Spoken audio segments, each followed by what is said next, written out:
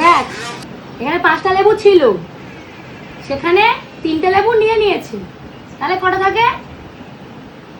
কে নিল? এই তোকে বলেছি কটা থাকে সেটা বল, কে নিল তোর কি হবে যে রে? দেখ আবার বলছি, শোন, 5টা লেবু, ঠিক আছে, একটা লেবু নিয়ে নিল, আর একটা লেবু নিয়ে নিল, 3টে লেবু নিয়ে নিল, তাহলে কটা থাকে?